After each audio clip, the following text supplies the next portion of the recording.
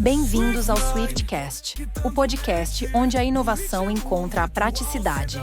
Eu sou Ana Clara Iá. Aqui comigo está João Brasil. Sim, somos inteligências artificiais, mas com muito carisma e conteúdo para compartilhar com vocês. Aqui desvendamos as tecnologias que estão transformando o mundo, com humor, insights e muita informação prática.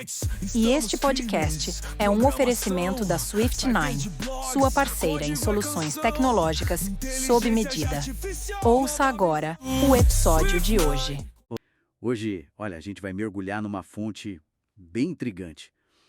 É a transcrição de um vídeo do YouTube, sabe? O título é Revelação, foi tudo um grande teatro, lá do canal Daniel Lopes. Basicamente, essa fonte analisa as tensões recentes entre Estados Unidos e Irã, mas com uma visão diferente, sugerindo que talvez as coisas sejam mais encenadas do que parecem. É uma perspectiva bem provocadora, né? Exato.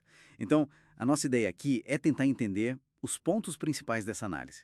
Explorar essa tese do teatro geopolítico, os motivos que a fonte disse estarem ocultos e os cenários que ela desenha para o futuro.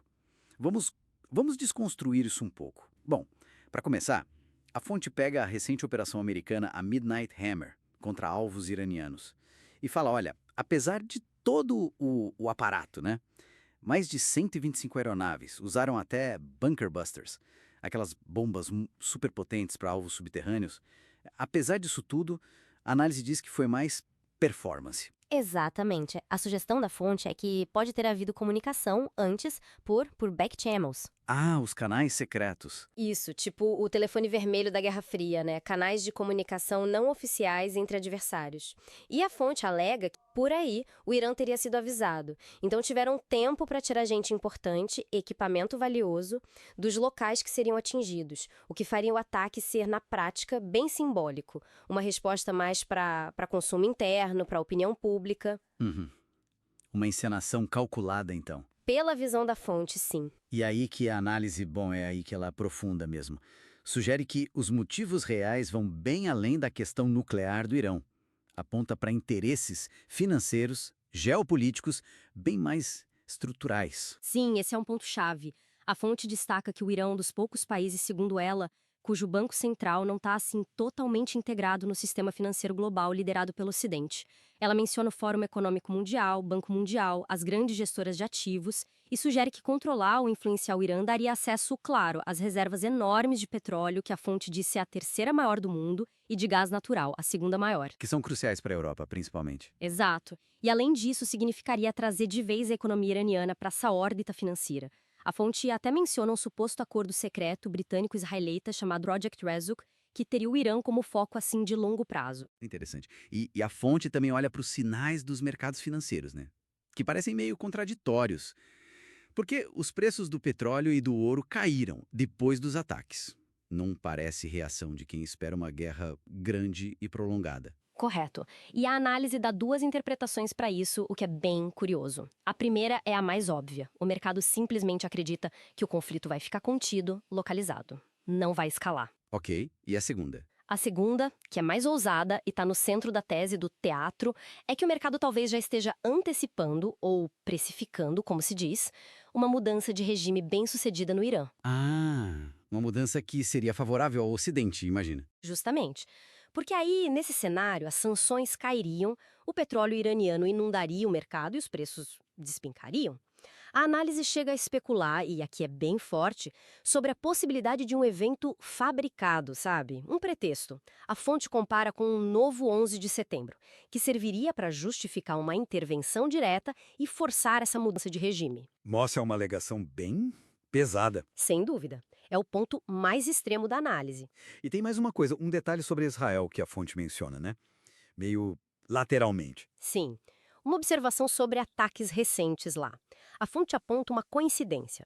Diz que alguns ataques atingiram áreas que já estavam marcadas para projetos de renovação urbana. Aqueles programas Tama 38, Pinui Binui, que são para reformar ou reconstruir prédios antigos.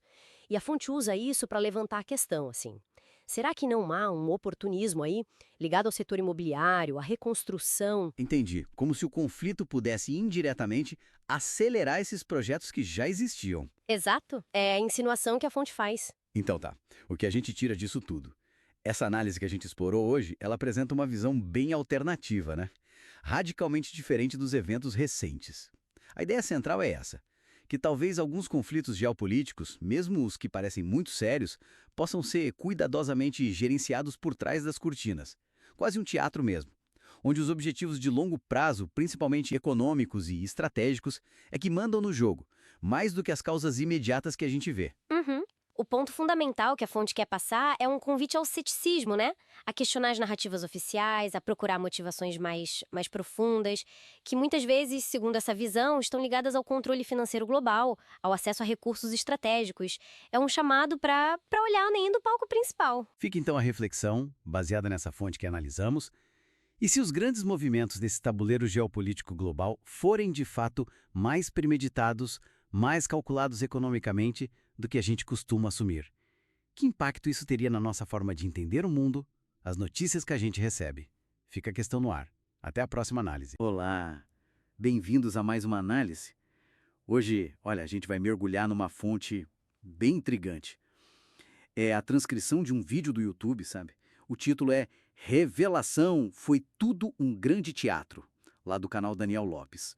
Basicamente, essa fonte analisa as tensões recentes entre Estados Unidos e Irã, mas com uma visão diferente, sugerindo que talvez as coisas sejam mais